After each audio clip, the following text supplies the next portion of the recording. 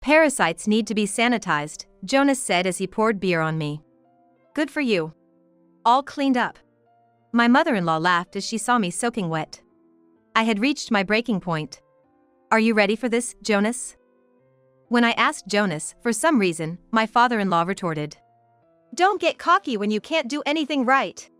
Well then, I'll stop sending money home, I said, and in that instant, the expressions on my in-laws and Jonas's faces stiffened. Huh? What do you mean? The money I send is my own. I pressed on, confusing Jonas. I mean, I'm gonna divorce you.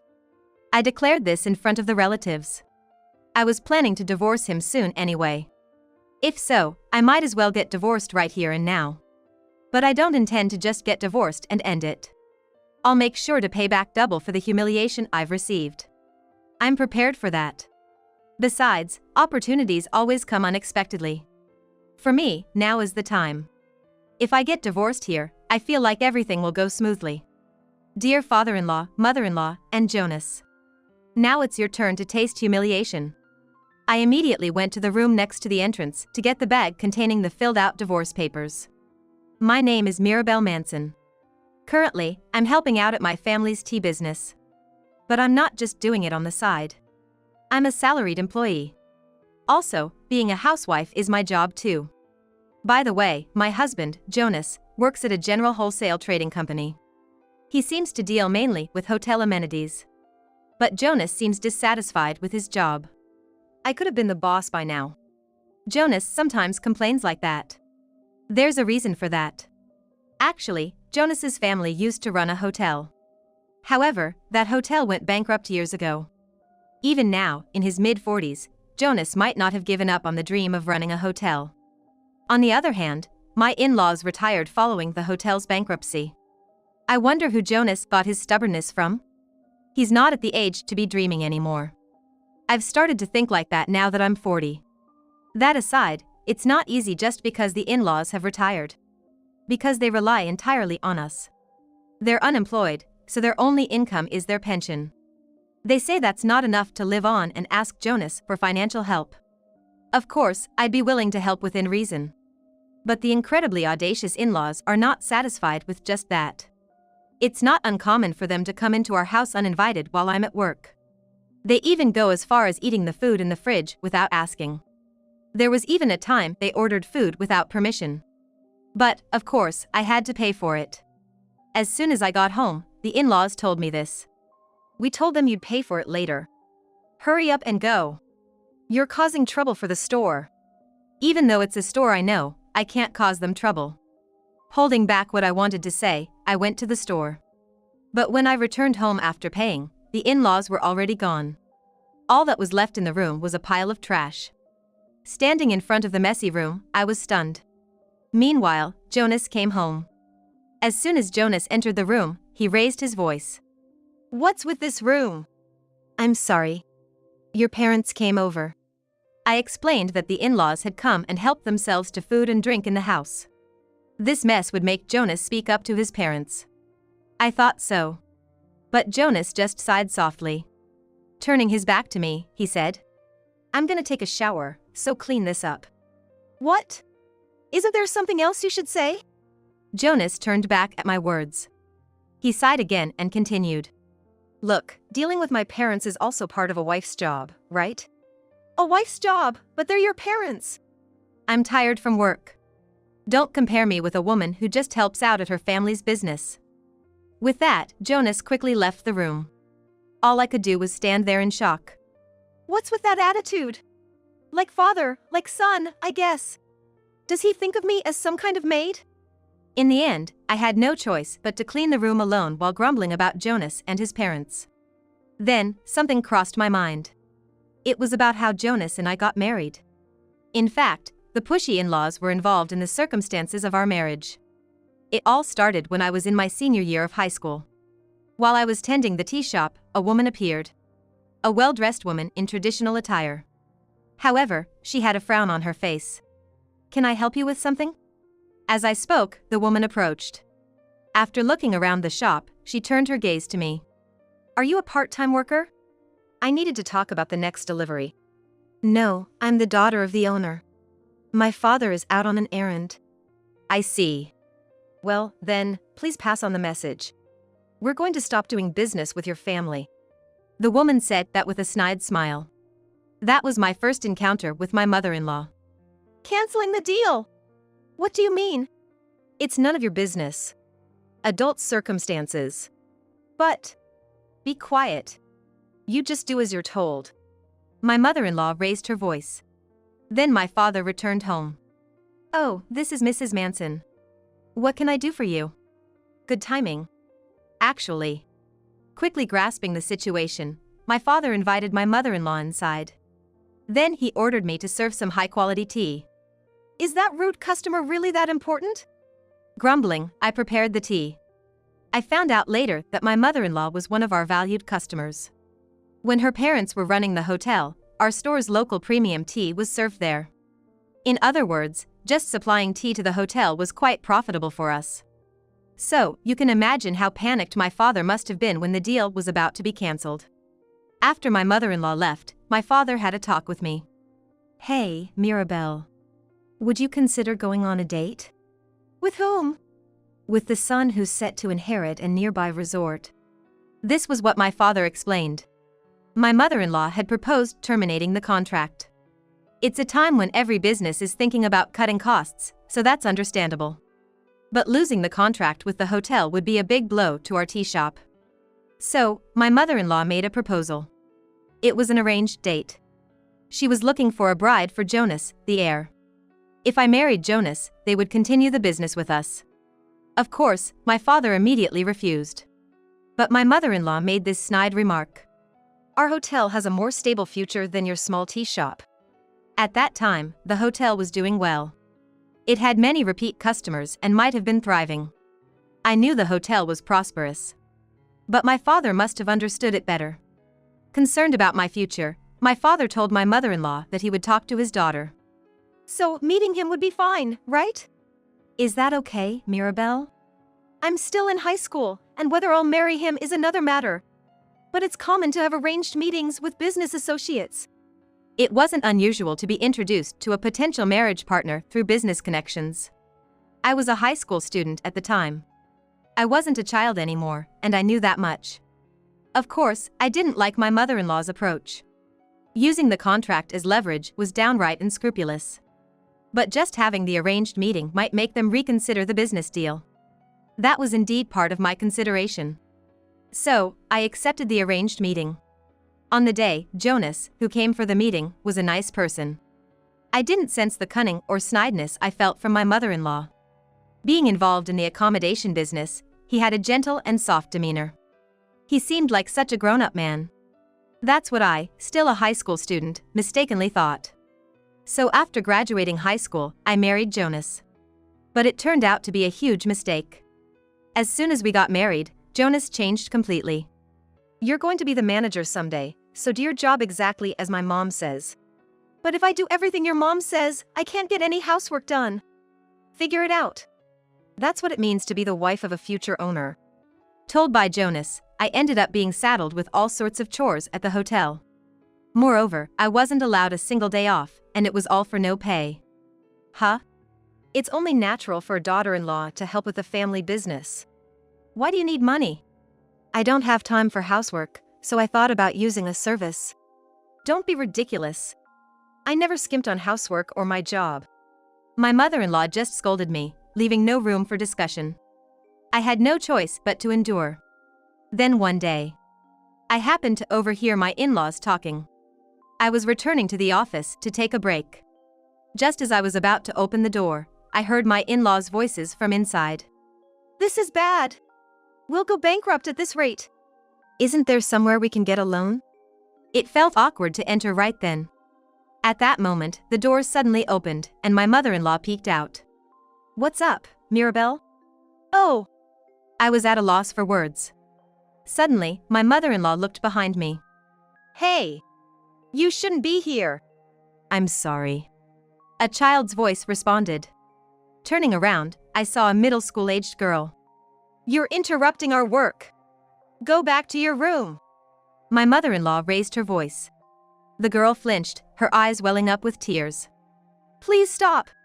She's a child but still a guest. We don't have time for this. Take her away immediately. My mother-in-law closed the office door forcefully. I sighed and apologized to the girl. I'm sorry for startling you. It's my fault for entering uninvited. I'm sorry. It seems she wandered in while looking around the hotel. Okay, then I'll show you around. Let's head back to your room. Sarah Norman. Let's head back, Sarah. I guided Sarah back to the guest rooms, where her father was searching for her. I apologize for any trouble my daughter may have caused. Sarah looked downcast. No, it's fine. Oh, here.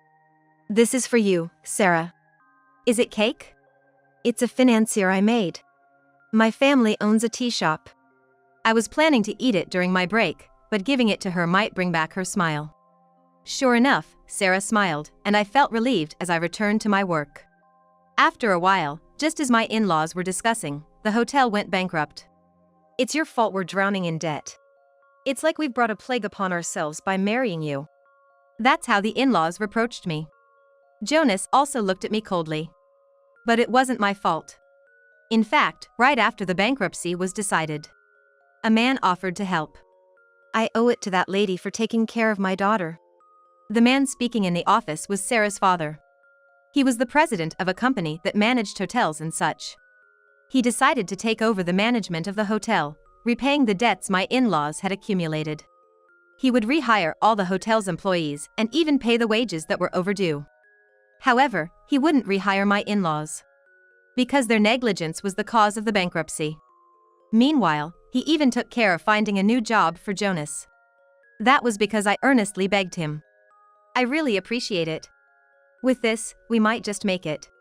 I thanked Sarah's father many times. Afterward, Jonas successfully found a new job. Although the in-laws became unemployed, they were of age to receive their pension. I thought we could manage if I worked at my family's business, but that turned out to be too optimistic. Initially, the in-laws lived quietly on their pension, but gradually they returned to their intrusive ways. Complaining to them was of no use, they wouldn't listen. In fact, they got even worse. I started to prepare for a divorce gradually. Then there was the time when they ordered delivery on my account. I couldn't stand it anymore and complained to the in-laws. And then, my mother-in-law responded with this. I'm sorry. I want to make amends, so come to our house with Jonas next Sunday. Before I knew it, more than 5 years had passed since the hotel's bankruptcy. I had been patient, but this was my last chance. Thinking that, I responded to my mother-in-law's call. On the day, after finishing my work, I headed to my in-laws' house. Upon arrival, there was a mountain of shoes at the entrance. I put my bag in a nearby room and headed to the living room. As soon as I entered the living room, I was shocked. A large group of relatives was making a racket. The reconciliation party has started. You're late, Mirabelle. Jonas, at the center of the commotion, called out to me. He was already drunk. You're already drunk? How much did you drink? Jonas and I had left the house together. And I had been working for about an hour. Jonas, on the other hand, should have come straight to his parents' house, so he had been drinking here for about an hour. How could he get this drunk in just an hour? As I was stunned by this, Jonas came closer to me. In the next moment, Jonas pointed a glass at me. We need to disinfect the parasites, he said as he poured beer over me. Good for you. All cleaned up. My mother-in-law laughed as she saw me soaking wet. I had reached my breaking point. Are you ready for this, Jonas? When I asked Jonas, for some reason, my father-in-law retorted. Don't get cocky when you can't do anything right. Well then, I'll stop sending money home, I said, and in that instant, the expressions on my in-laws and Jonas's faces stiffened. Huh? What do you mean? The money I send is my own. I pressed on, confusing Jonas. I mean, I'm gonna divorce you. I declared this in front of the relatives. I was planning to divorce him soon anyway. If so, I might as well get divorced right here and now. But I don't intend to just get divorced and end it. I'll make sure to pay back double for the humiliation I've received. I'm prepared for that. Besides, opportunities always come unexpectedly. For me, now is the time. If I get divorced here, I feel like everything will go smoothly. Dear father-in-law, mother-in-law, and Jonas. Now it's your turn to taste humiliation. I immediately went to the room next to the entrance to get the bag containing the filled-out divorce papers. I'm glad I brought it just in case, thinking that. I returned to where Jonas was. Hey! Mirabelle? What about? The discussion is over. Here, the divorce papers. I slammed the divorce papers in front of Jonas. At that moment, the noisy relatives went silent. In the hushed atmosphere, I looked at my in-laws and Jonas. Then I calmly told them. Sign it and bring it to my family home. Once I can confirm it, we'll start discussing alimony. Hey, you're joking, right? A joke? There's no way. I'm fed up with all of you. I looked back and forth between my in-laws and Jonas. Perhaps feeling overpowered by me, none of the relatives said a word. I took a deep breath and then stood up gracefully. After looking over everyone who was causing a commotion, I finally announced. Well, then, please take care of the burden that caused the hotel to go bankrupt yourselves. With that, I left my in-laws' house amidst the murmuring relatives. On my way, I stopped at a convenience store to buy a towel. Then, I went straight back to my parents' house. I explained the situation to my astonished father. After hearing my story, my father sighed deeply. What a mess. Sorry, Dad. You don't have to apologize. The circumstances are different now. Previously, my marriage was crucial for the continuation of our family business. But now, my in-laws no longer run a hotel. Even if I get divorced, there's no worry about our business being affected. I should have said no from the beginning. I really put you through a lot. No, what's important is that you'll continue to be on my side, right? Of course. Good. Then, I need a little help. I smiled. Then I shared a certain plan with my father. With my father's support secured, I waited for Jonas to bring the divorce papers. But no matter how long I waited, Jonas didn't show up. If that's the case, I'll arrange for a lawyer first. With that thought, I started looking for a lawyer specialized in divorce issues. Just after I found one and had a discussion, I returned home to find my father and Jonas arguing in front of the shop. That's why I brought the divorce papers. And I have something to discuss with Mirabelle. My usually gentle father was speaking in a harsh tone, seemingly following the plan I had laid out. Grinning, I approached Jonas. I called out to him from behind. So, you finally brought the divorce papers. I was getting tired of waiting. Mirabelle! Where have you been? It doesn't matter where I was. Do you have the divorce papers? As I reached out my hand, Jonas, turning away, handed me a brown envelope. I quickly checked the contents. Inside was the signed divorce papers. Just so you know, we'll handle the alimony through my lawyer. I was about to say. Jonas looked at me intently and reached out his hand. What? Don't play dumb. The bank card, hand it over. The bank card? As I tilted my head, Jonas raised his voice. It's the card for my account, the one where my allowance is deposited. I don't have it, though. Don't lie. Who else would use it? Jonas's loud voice made even passers-by turn their heads. Feeling embarrassed, I let Jonas into the house. We moved to the living room to continue our conversation. Here's what Jonas had to say. After I left the house, Jonas, in a drunken state, signed the divorce papers. But once he sobered up, he began to feel anxious. There was no infidelity or such faults on his part, but splashing beer on me in a bad joke wasn't a good move. He didn't think that a loan would lead to the breakdown of our marriage, but he was sure a lawyer would pursue it. And if it came to that, it would be somewhat disadvantageous for him. In addition, various other procedures would arise. The expenses would increase, and it would just be a hassle. So he was trying somehow to make me reconsider the divorce. That's when, while trying to come up with various schemes, he noticed at a store that the card he pulled from his wallet wasn't working. The card was a debit card, which directly withdraws from the account. Finding it strange, Jonas checked his account and realized it was empty. This has never happened before. You must have stolen it in spite of deciding on the divorce. I don't know what you're talking about. But I started to say when Jonas slammed the table. If you're going to play these games, I won't pay a penny in alimony. I grimaced instinctively. Then Jonas raised his voice even more. If you want, we can take this to court.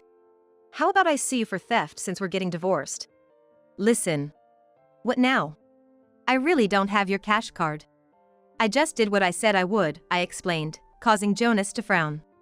After thinking for a bit, he asked me again. What are you talking about? The allowance. I told you I was going to stop it, remember? And? Jonas looked utterly confused. I couldn't help but think how clueless he was and spelled it out for him. The allowance I mentioned includes you, too. What? An allowance for me? Jonas asked back with a dumbfounded expression. The story goes back to right after the hotel went bankrupt. The in-laws became unemployed, and Jonas found a new job. However, the salary for Jonas, who was hired midway through his career, wasn't much. On top of that, we had to send money to the unemployed in-laws. So, I started working at my family's tea shop.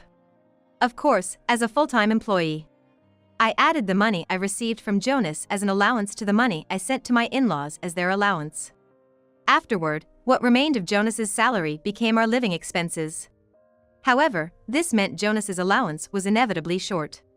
Having grown up as the pampered son of a manager, Jonas was quite reckless with money. So, I was covering Jonas's allowance with my salary. Then, where does my salary go?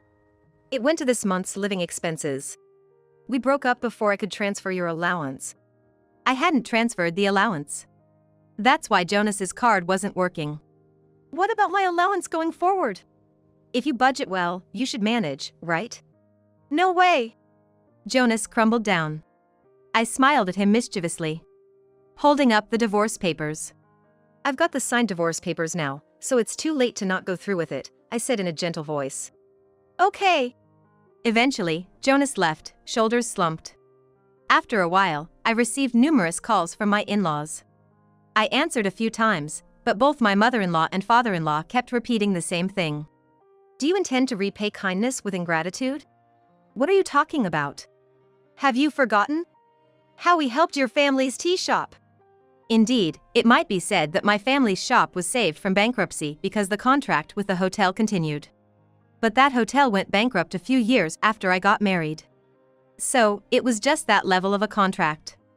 In short, it's uncertain whether my family's tea shop would have gone bankrupt without the hotel's contract. Moreover, they were likely planning to drive the tea shop to bankruptcy depending on my response. Now that they've brought this up, all I can say is that it puts me in a difficult position. Besides, I believe I've repaid that favor with my unpaid work, including the subsequent support. That's why I declared to my mother-in-law. Anyway, we're divorced now, so no matter what you say, I won't be sending any more money. You'll remember this. With those words as her last, she hung up the phone with a click. Since then, there have been no more calls from my in-laws. This settles it. Now I just need to push Jonas a bit further, I thought, smirking as I awaited the right moment. Meanwhile, I proceeded with the divorce formalities. To avoid meeting Jonas directly, I had a lawyer handle the alimony discussions. Surprisingly, the process went smoothly. Apparently because Jonas was quite downcast. But I wasn't about to forgive him just for this. How did he manage to arrange the money? It seemed he borrowed from someone, but that was no longer my concern. As the day I had eagerly awaited arrived, I headed to Jonas's workplace, feeling jittery. As the day I had eagerly awaited arrived, I headed to a place. It was Jonas's workplace, feeling jittery. While I was talking at the reception, Jonas came out. Seeing me, he raised his voice. What are you doing here, Mirabelle? I've got some business to attend to. Are you still planning to cause me trouble? Ignoring everyone around, Jonas continued to shout. Having you here is just a nuisance in such a big company. You're better suited to a poor, small tea shop. He hurled those words at me. I just listened in silence. Employees around us started to calm Jonas down. But then, Jonas began saying this to everyone around. This woman is my ex-wife, a bringer of bad luck. Because of her, my family's hotel went bankrupt. If she stays here, this company will go bankrupt too. She should be kicked out immediately. That's how shamelessly Jonas was spreading the word. As I wondered what to do, a loud voice echoed. What's all this commotion about? My ex-wife came here to disrupt our business. I'll send her away right now. Jonas cowered. Ex-wife? The man called manager turned his gaze towards me. You're already here, Ms. Evans? Evans is my maiden name. After divorcing Jonas, I had reverted to my maiden name.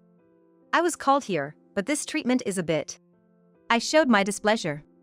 Immediately, Manager West's expression changed. He turned back to Jonas, beginning to scold him fiercely. Hey, Manson! Enough is enough. How dare you treat an important guest like this? Guest? But she's my ex-wife. She's an important client. Client? The tea shop lady? Jonas was dumbfounded. Manager dragged him away somewhere. A few minutes later, Jonas returned with a pale face. Manager West was also there. You're a company executive, what's that all about? It seemed Jonas had finally grasped the situation. Actually, I was there for a business discussion with Jonas's company. My company deals with antibacterial materials made using catechins, like towels, among other things. We also sell sweets made with tea. I came for discussions related to these products. Jonas's company had shown interest in antibacterial towels. They were planning to use them as amenities in hotels they supply. When did you start a company? Right after the hotel went bankrupt. When I started placing my homemade sweets in the shop. After the hotel's bankruptcy, I began efforts to increase my family's shop sales. One of these efforts was diversifying our products, including tea-related items. The first was my homemade sweets. Initially, it was more for promotion than as a product. But they became unexpectedly popular, and a woman suggested commercializing them. That led to starting the confectionery business, which became a hit as a souvenir. Then I ventured into further product development, utilizing the catechins found in tea. While similar products were already on the market, having connections from my time working at the hotel gave me an edge. Similar products were already on the market. However, I had connections from my time working at the hotel, which gave me an edge. I thought there might be demand for these as amenities. Because it was successful, I officially established a corporation. This was our first business discussion. Why didn't you tell me? There was no need to tell you, we're divorced. That is. Well, good luck with your work, I said to Jonas and headed to the company's reception room with Manager West. Afterward, the business discussion with Manager West concluded successfully. I secured a satisfying contract. I crossed paths with Jonas a few times at the company. But he quickly averted his eyes. Apparently feeling quite awkward, he quit his job a few months later. According to a colleague, he started working part-time at a construction site. A job that seemed quite tough, leaving him worn out every day. Hearing this made me feel a sense of relief. My revenge was complete. One day, I received a call from President Norman. My daughter always causes you trouble, doesn't she? Not at all, Sarah is doing great running the business. In fact, it was Sarah, Norman's daughter, who had suggested commercializing my sweets. After graduating high school, Sarah helped with her father's business and worked at a hotel. During that time, she visited me. She saw the sweets, felt a sense of nostalgia. I'll take charge as president, let's commercialize it. Of course, I thought it was just casual child's talk at first. But Sarah wasn't a child anymore. Taking after President Norman, she made some moves on other fronts. And before I knew it, she had incorporated the business. That company is where I work now, selling sweets made with tea. So I thought President Norman was worried about Sarah and contacted me. But as we talked, I realized that wasn't the case.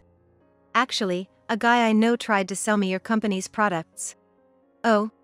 The sweets or the catechin materials? The catechin materials. He was suggesting we use them as amenities in hotels. I was completely confused. After all, Sarah had already pitched them to President Norman. Why would it happen like this? President Norman explained the situation to me when I asked. It turns out a man had bought the rights to the product from someone. However, the sellers were none other than my former in-laws. It was a part of a premeditated scam. After hearing about me from Jonas, they plotted this fraud. Because it's my daughter's company, I immediately knew it was a scam, he said. I see. It seems they've been caught, but depending on your response, they were willing to settle things quietly. It appeared that if I showed leniency towards my former in-laws, they would let it slide. But there was no way I was going to do that. I replied with a smile. Please turn them over to the police. After hearing my response, President Norman ended the call. Later on, my former in-laws were arrested for fraud. They claimed until the end that I was involved. Of course, the police inquired about it. But my response was as you would expect. It's true they are my former in-laws, but this act was out of spite against me. I had no involvement. Ultimately, it seems that this single statement made my former in-laws come to terms with the situation. They are now complying honestly with the investigation. They might end up with probation or some form of criminal penalty. Even so, I hope they reflect deeply on their actions. Meanwhile, I'm busy with my days. I never thought that products made with tea would become this popular. However, I have one goal now. To attend Sarah's wedding. And make sweets for her. Jonas and I never had children. So I can't help but dote on Sarah as if she were my own. That aside, I haven't given up on remarrying. If the opportunity arises, I'd love to remarry. Especially to someone who appreciates tea-based sweets. That goes without saying.